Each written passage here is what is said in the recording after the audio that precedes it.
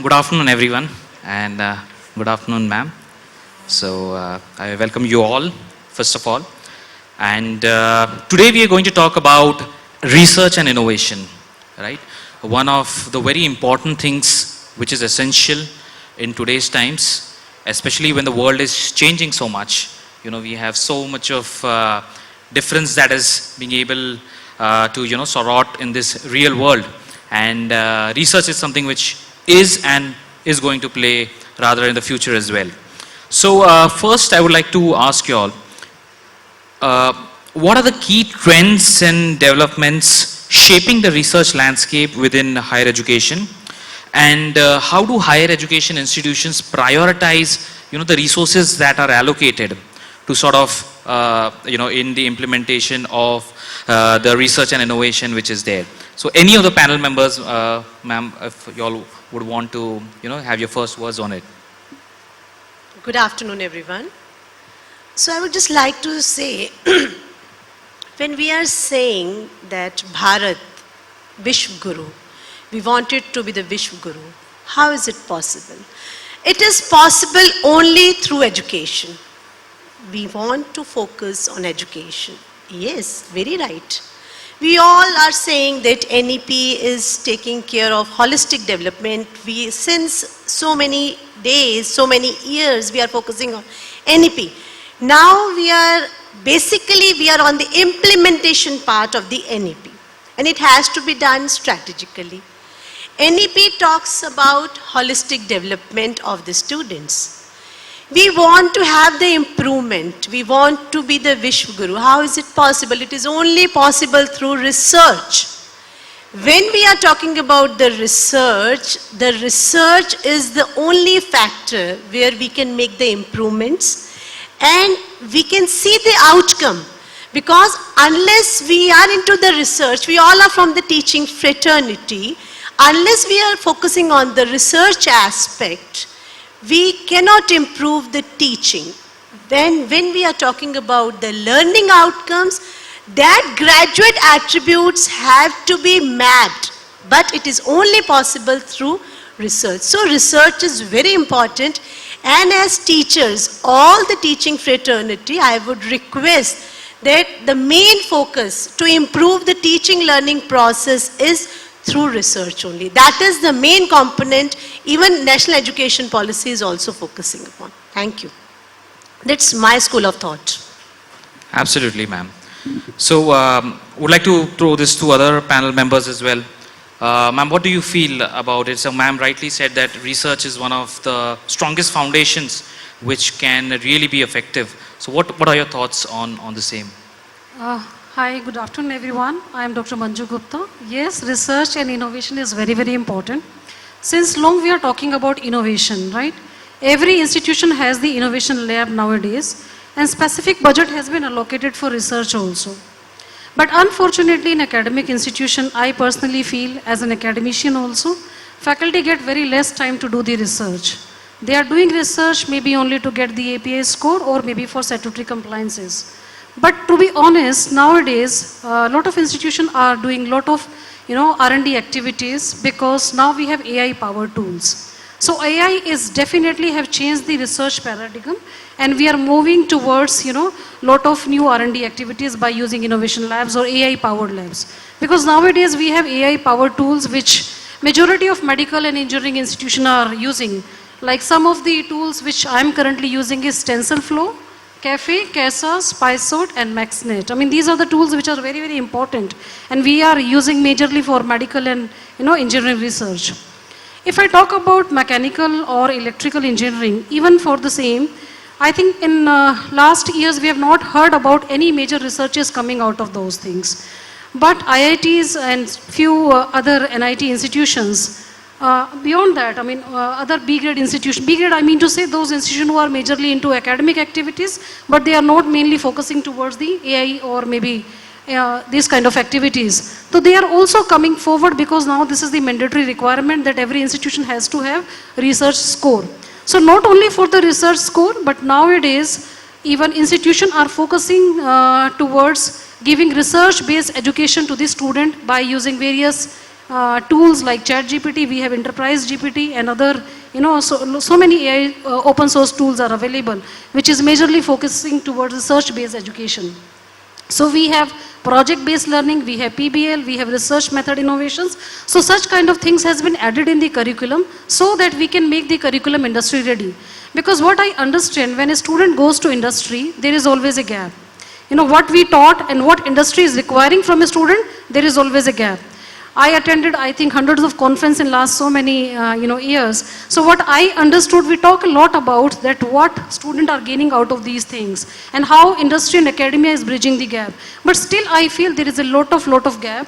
So why this gap is because we are discussing every time, but I personally feel faculty has to be empowered. Faculty has to be trained what these new tools are giving, what these new tools are, providing student empowerment. So first we need to empower ourselves so that we can empower to the new generation, so that new research can come out and we can contribute to the society as well as to the government as well. Thank you. It's a very well-made point. Like AI is, one of the things which is currently, gaining traction, and of course, way we promote it, the way easily we learn it. So, of course, so from the industry, people are scared that our jobs may be lost. But of course, if anyone is trained in AI, AI will never take the job. I would really like to answer on this question. Number of times people ask me, see, everything is AI based. So does AI will take the job? No. AI is not going to take any job. Rather, the job of skilled manpower is required. So if you have that skill, because AI is skill-based education. When we are talking skill-based education, that means we have to produce skill-based product. So generally, I don't say my students are my customer, my students are my product, because this product has to go into the industry. Why industry will buy the product? If a product is industry ready, then I'm sure they are going to buy this product. So definitely AI is not going to take any job. Rather, AI will produce more skill-based jobs. absolutely. So, Dr. Kaur, what are your thoughts on this? So before that, Dr. Mehta, what do you feel about AI? We talked about AI. We've talked about the implementation of various research, sort of policies and other strategies. But what do you feel when we really talk about research and innovation? I myself feel that research is not bound. Research is cannot be done under barriers. So one important thing we must understand that research is not one discipline, and we have to have, we have to cross the barriers and we have to have knowledge of other disciplines as well if we really want to do research. It's not only that the research means we are finding out something, we have published a paper and we are satisfied. It means that we have to do something for the society, where sometimes I feel that we lack. We only do research for some personal growth. We do research for some 10 or 5 or 20 publications, and we say that we are, good researchers. Research means we have to take care of all the disciplines, and we have to have innovative ideas that how we can use those interdisciplinary skills to help the society where it is actually needed. Why do you want to do research? What is the purpose? So that thing you must keep in mind, and higher educational institutions are meant for such higher education. Till post-graduation we just study mainly for examination to have a degree. After that you are open to discuss, you are open to have innovative ideas, and for that I think now industries are also coming up. They are partnering with the universities. They need people who are educated and who can help them in their industrial products, as well as the students or the researchers can go to the industries to see what are the innovative facilities available in the industries. So they can partner together and they can work together for the benefit of the society, for the benefit of the community. So that is very important, that funding agencies also should come forward to fund universities, either they are public universities or they are private universities, because sometimes the students have good ideas and they are not able to do research because they want some fellowship, they want some incentives, and they are not able to make their livelihood. So they will just leave education and they will go in for some job. So some good ideas, they are, they go underground. So I think we must take care that good students, whether they are from the private universities or from the other universities, should be encouraged to come out with good innovative ideas. And we have seen that there are very well talented youngsters who are available, and we are not able to hunt them. Thank you. Yeah. So, Dr. Mehta, you rightly said about bringing industry also, as an inclusion within your research. So, I would like to ask you and, of course, everybody over here, how important is industry integration in terms of research? Now, you have got a grant for a particular research. You have a set of thing that you want to research upon. How would the integration of industries, help us overall? So, Dr. Kaur, yeah. These days, we are saying that there has to be a connect between the academia and the industry. How is it possible? It is possible through alumni, through projects, through these type of platforms where public and private, all the sectors are at one platform. Students have the capabilities, faculty have the capabilities. Only the collaboration and the connection is required. We can collaborate. When we want to focus the research aspect, we can easily collaborate. In the earlier sessions also, it was deliberated that we have the infrastructure, we have the labs, we have the IITs. Why the teachers from the private and the government sectors can't collaborate? They can work on the research projects. The students, they can work on the research projects, they can work on the patents, and even the students are doing also. So the best option for this is, we want to have the utilization of the resources.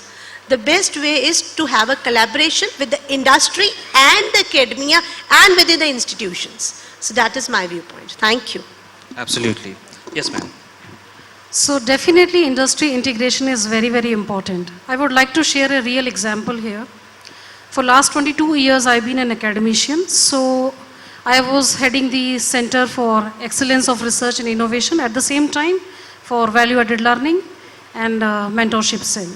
So what I realized, students are really having a lot of capabilities. They're really looking forward to get something out of their faculty members. They always come to faculty and they ask so many important things which we really as a faculty don't know, to be honest. I never feel ashamed that my student knows something better than us because they are the younger generation. They are exposed to the environment, the global environment. At the same time, they are exposed to the social environment, I must say. We don't have that much time. So during COVID, what we realized, if every time we say that we need to produce CEO as a management professional, management academicians, so I myself has to be a CEO first, so that I can become an example for my student. So during COVID, we started working on doing research how this logistic and supply chain industry, which is very, very unorganized sector. So how we can automate this sector? Because if we really want to, achieve the vision of Modi ji's to make it a trillion economy country, so then definitely, because major funding is allocated to infrastructure domain. So I thought this idea is very, very good because that idea was purely my brain idea. So I discussed with my students, in fact. So to be honest, my student really come forward with very good things. And now the company is live. We have received 1 CR funding. I have 28 clients as of now in my venture, which is doing very, very good. And we have taken a physical office in DLF Gurgaon also. So this is just a 2 years program, 2 years company. But fortunately, we are at the break even. And the best part is in this company, I am the CEO founder, but my entire employees and co-founders are my students only. No any employee I've hired from the external market. My all students are working along with me, be it as a intern or as an employee. So the point is, again and again I'm saying, we need to first empower ourselves in every sector. Being an academician, then only, we can expect from our student. Then I realized one startup is doing very good. So now I become a successful women entrepreneur, and my two co-founders are also my women students, female students. Then we thought, like, again from that mentorship cell, we should come up with another, startup. So now we came up with braincruise.in, and the earlier one is sported.io. So both are doing excellent and fantastically good. So this is again with the help of my students only, and we have taken the help of industry, of course. NTPC has my major client who is giving me a good business, because we have solved the problem what NTPC is facing day in, day out for doing their fly ash business or maybe infrastructure business. So we are trying to solve their major problem. Once we got the POC from NTPC, we can approach to Tata and L&T as well. So the point is, we have to become an example in front of our students, and then of course innovation will happen automatically. Thank you. Absolutely. Dr. Mehta, any thoughts on this, on industry integration? I would really be happy to know that the way she is empowering and the way the, company, is it a company? It's a private limited. So we should all be ready to have such innovative ideas, to collaborate, to empower our society, so that विकसित भारत की जो हमने तस्वीर दिखानी है 2047 तक, we should be independent and we should not depend on the jobs. We should be, ourselves be entrepreneurs to make the society more aggressively working on the research projects, whether we can have our own setups. Startups are coming up. Even the health sector, you will see, it's a big,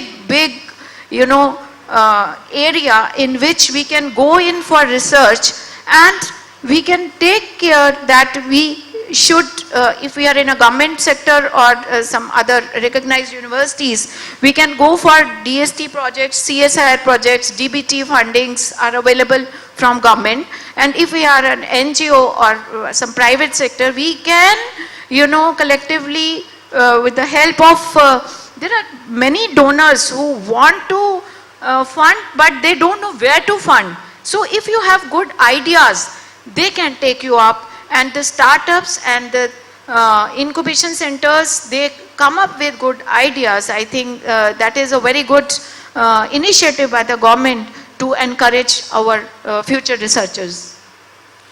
Absolutely. So, very well distinguished points that you have brought forth in front of us. So just want to share one thing. So we come from a company called as Saint-Gobain Ecophone. So years back, we were looking for a research center in India, and we were looking at various options. So what we narrowed down into is IIT Madras. So if you go inside IIT Madras, we have a huge Saint-Gobain research center. Now what really happens here is the students over there, as we rightly mentioned, they have got the grant, they have the ideas. So we gave them a platform which is connected to our construction and lightweight industry, for example, and this is where we help them in terms of their research as well. So for example, audio engineering, if for example any construction material in IIT Madras, so they want it tested, they want to do some research on a material rather. So the sustainability part of it, when you talk about the durability, so this is where our integration with IIT Madras, for example, has been. And I feel that integration itself has bear a lot of fruit for us in terms of overall gaining a lot of knowledge, at the same time contributing overall in terms of the available researches which are there. So that was one point which I also had to make. Now there would be various challenges when it comes to research, right? So many of us sitting over here probably might be thinking, okay, I have so and so challenges. So if possible, can you tell us some of the challenges which usually we face and like a probable solution to it, Dr. Kaur? The most important challenge what we all are facing as academician is research. Now what are the challenges? The challenges are we are doing it for the sake of only getting academic scores, API scores, publications, not for the improvement in the teaching learning process. Research is always based because when you are a teacher, your visibility of the outcome is visible through your research. If a teacher is a researcher, if a teacher is a good researcher, certainly the outcome will be different as compared to the other teachers. First thing. The second important challenge that is lack of capacity building. I am not aware. As a teacher, as a fresher, as a student of the masters of the PhD class, students are not aware how to take the things to the next level. What exactly? We have the AI tools, very right. How to use it? Capacity building and empowering is very important. We have to have a clarity. We have the tools, that's fine, but how to use it? How to get best out of it? That is one challenge. Now the solution is, simple solution is a hand-holding approach. Nothing else is required. Only a hand-holding approach is required. We need to focus on the reinforcement. Motivation has to be from within. How is it possible? It's only possible when we have a hand-holding approach, a positive approach to do the things. When we have the negative approach, certainly we just do it for the sake of doing it. But when it comes to the qualitative aspect, we need to focus on the outcome. That is very important these days. If we want that we are the next Vishwa Guru, we need to focus on the quality. That is the vision of Bharat. Thank you. Absolutely. So, Ms. Manju, what are your thoughts on it? Any challenges that you specifically think Challenge about? is all about the mindset, right? Because as ma'am said, we are doing research for the sake of doing research. Because I know a lot of faculties, who are doing just having the patents or maybe research, because no any empirical research is going on, right? And at the same time, like when I'm saying research, I always say to my faculty, you can change the job, but the research which you have done will always be remain with you for the lifetime. So don't think that you have to get time to do the research during college hours only, because it is your job. Maybe sometime you get time or maybe you are not getting time, because research cannot happen in jiffy. Research cannot happen in 1 or 2 hours. Maybe you need to devote extra time, or maybe during your personal time in the evening or at night you need to spend to do real research. So just don't think and concentrate on that we are going to do research during college hours only. This will never happen, because at the same time we are doing our job also, and we have lot of administrative responsibilities as well. So just think from that mindset that research is not going to take away by anyone. This is going to remain with you for the lifetime, and this will become your asset, your property, and just with that mindset go for the research. This is one of the challenge of the mindset. And the second challenge is, of course, specifically in the private institution, faculties are getting really very less time to do the research, because either they are doing, they are busy in teaching.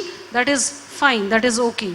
But sometimes faculties are really busy or maybe, in lot of administrative tasks which doesn't have value. Because we have not adopted online tools or maybe different kind of tool which can make our task or work easy.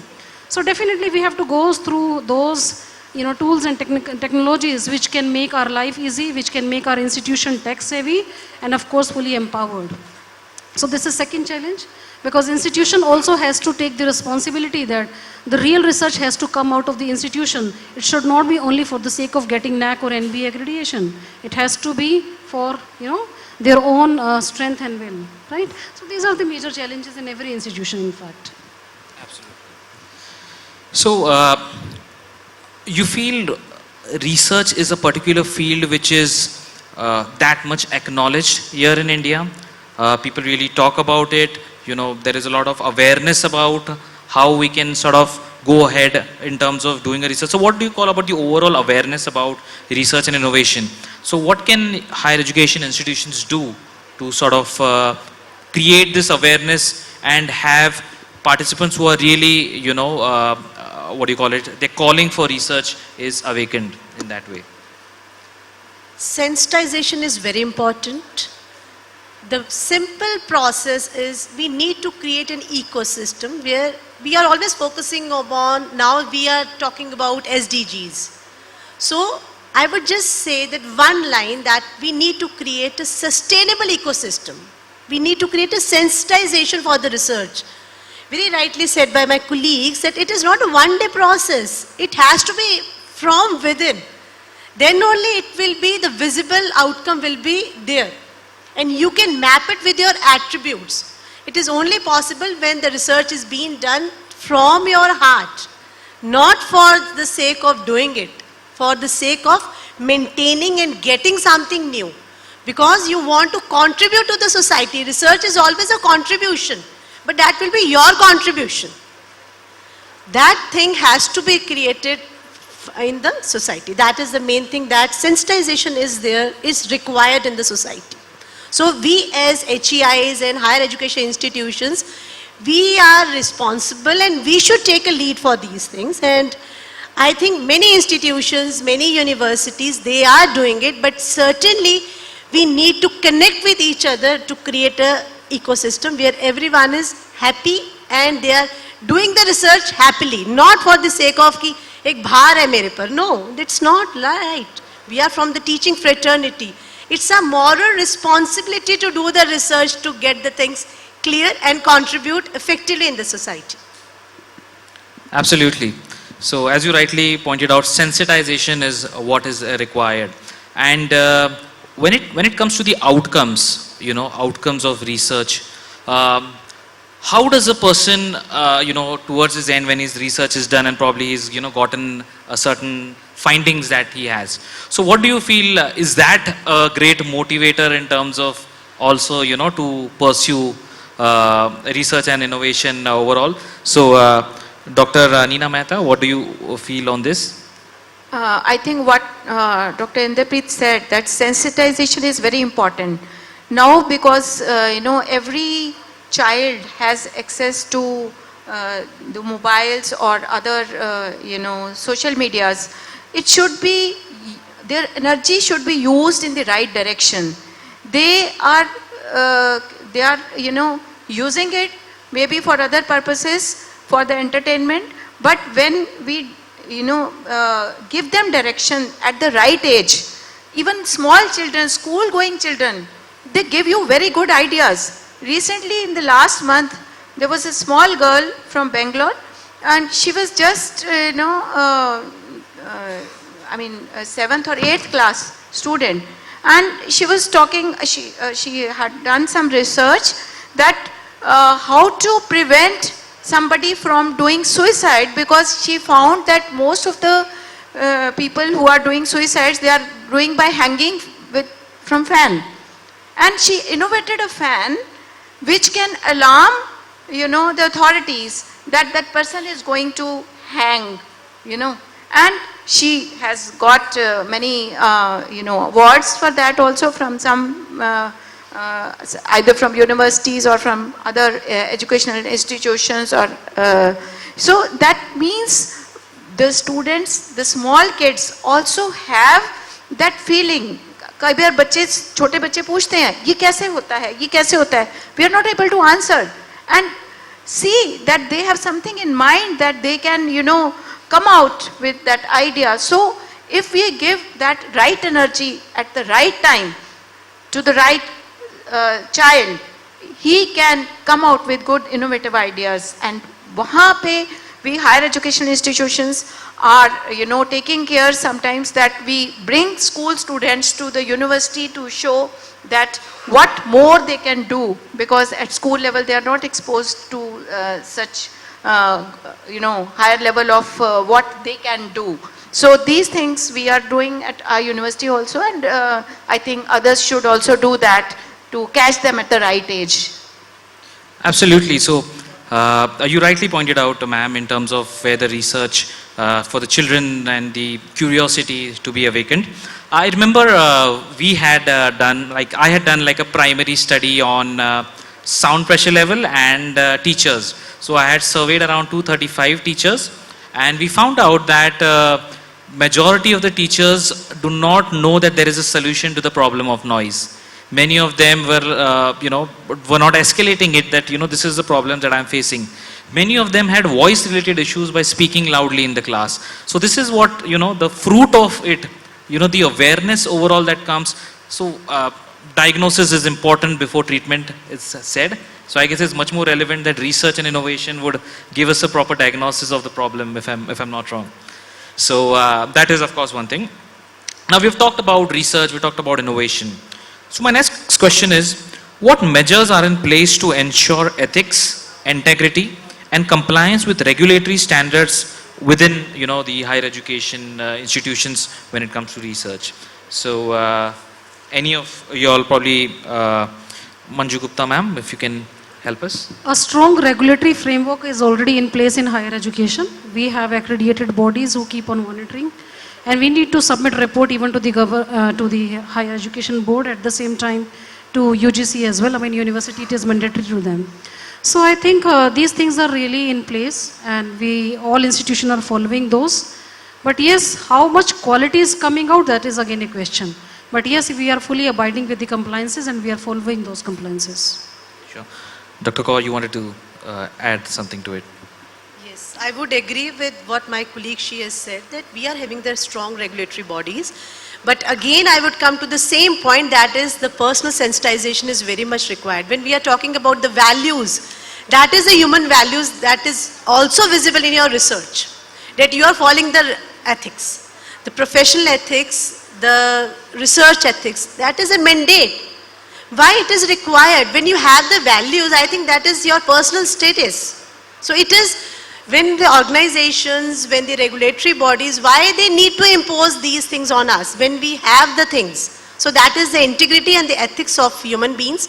And I think the society wants a person who are having the values, who have the integrity, so that the quality don't need to say that you improve.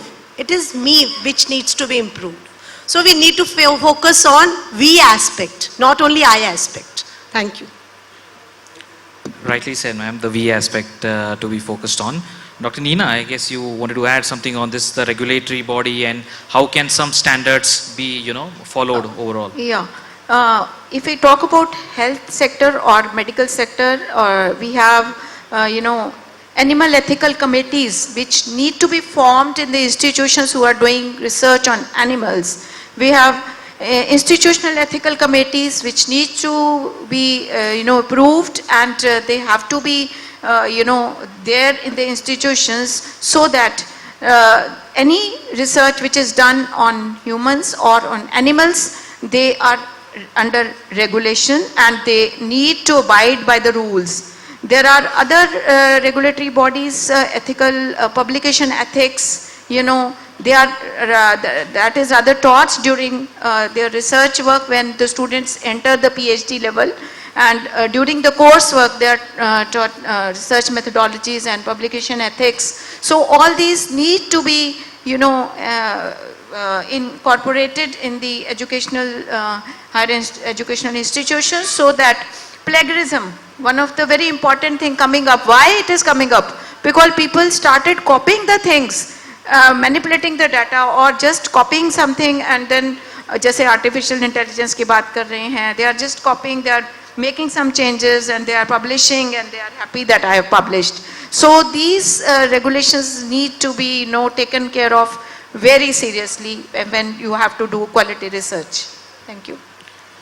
Absolutely, and I guess if it's like from a chat GPT or some other software where you just copy pasted, I guess it sounds robotic, right? It sounds as if, it's not really done in a way.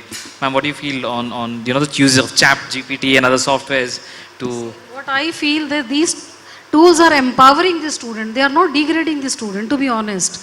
They are empowering the student, because when we talk about AI or chat GPT or enterprise GPT, this actually identify the complex problems, predict the outcome, and even discover new learning, new knowledge which might have in the system, right? And AI is purely based on machine learning, data science, and analytics, right? So this system train themselves by what we are giving as an input, right? So when student gives the input, we need to teach to the student how you need to give the inputs, how you have to search for the keywords, right? What right keyword you have to give into ChatGPT. So when they give right kind of keyword or search input, then of course the data comes. Say I'll just take an example of my son who is just in 10th standard. So he is extensively using ChatGPT. As an academician or as a faculty or as a mother, I might have stopped him that you should not use ChatGPT, but I never done that. I encouraged him to use that data to come out of new discovery or new things. So nowadays he's asking me, Mummy, what is EBITDA? So I was never aware what is EBITDA.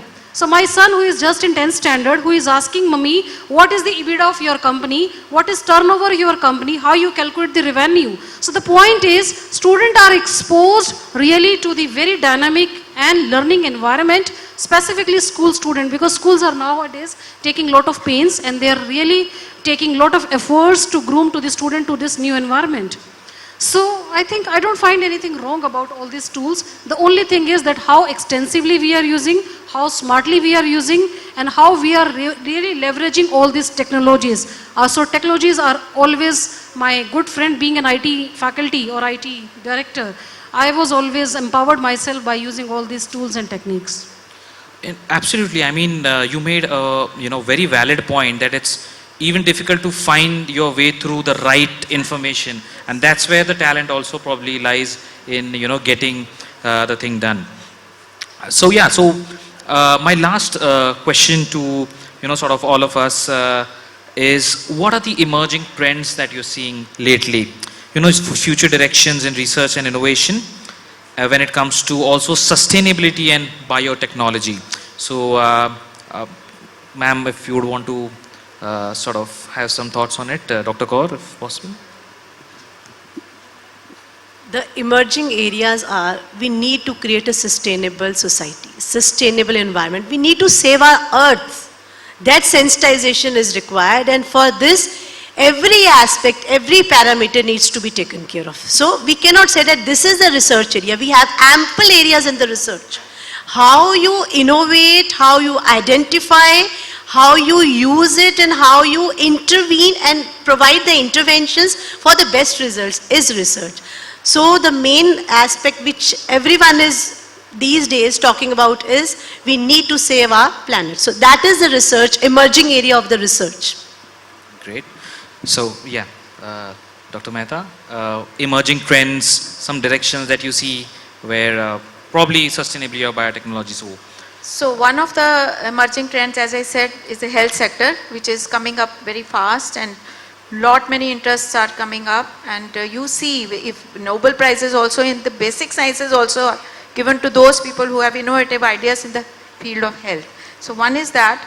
Other is the environment, which is very important, that ozone layer, greenhouse gases, and this green chemistry, which is coming up very fast, and it is very important also to do research in the areas which are which are the need of the day, because we have to take care of our environment. How to that polythene and the plastic waste, how to get rid of this, and the waste, other biological waste, how to make use of it, reuse it, or then water, how to trap water, how to reuse that water, and how to keep the resources available for our future generation. So these are some of the very important trends which we need to take care, and which people are interested in doing research. Then biotechnology, of course, again for the health sector as well as for our these crops, जो है genetically modified crops, उस area में भी. Then ethical issues in research, that is bioethical issues, very important areas which are coming up. I think we can encourage and we can help researchers to go in for. Absolutely, and as you rightly mentioned, something for the environment, which is very, very important. I feel the word green is now used very, plainly, like, green building or whatever it is. So I guess much research into that will probably help us in knowing that in much detail. Yes, ma'am. So Research really comes out of the problems. So as ma'am has said, so green energy as well as e-waste. E-waste is one of the biggest area nowadays which really needs a lot of innovation, because as more and more we are exposed to the electronic gadget, more waste is coming out. So we really need to find out the ways that how this waste can be segregated and how this waste cannot be hazardous to the environment as well as to the health, be it mental health or physical health. At the same time, of course, health is one of the biggest sector.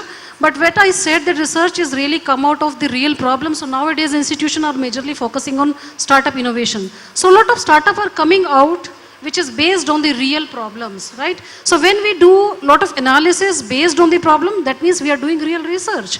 Because out of various, a lot of research, then this startup comes out and then startup gets successful. So this is again a part of the research, I think. Because again, startup is a part of innovation. So innovation happens only when you have a lot of research data.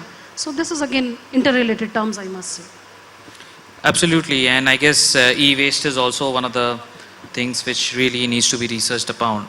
And of course, so we as, I remember when we had gone to one corporate and they had really asked us in terms of not really e-waste but waste management. So if your product goes into the landfill, for example, how many years will it take to decay? So that was something which, I was, okay, I said I'll get back to you on this. But I guess we need much more research on that probably. You saying something? No, you were asking about this fly ash management, solid waste management, liquid waste management. Because one of the plant of NTPC daily is producing tremendous fly ash, which is very, very hazardous. Unfortunately, this fly ash nobody is going to buy, because which can only be used by cement industry, cement factories only. And nobody is going to buy that fly ash, which is coming out in millions of tons every day. So we really need some solution. We really need some innovative ideas how this fly ash can be decomposed, be it for landfill, because for landfill, we do not have that empty space available now, that we can decompose such a millions of tons of data of fly ash which is producing by just one plant of NTPC. So I'm talking about there are so many other plants, Adani, Ambani's, and then NTPC, Tata, L&T's, which are major infrastructure project industry. So this is one of the very biggest area, and we institution has to really look forward that how this can be taken care of, because I am personally associated nowadays for waste management and fly ash management currently. Yeah.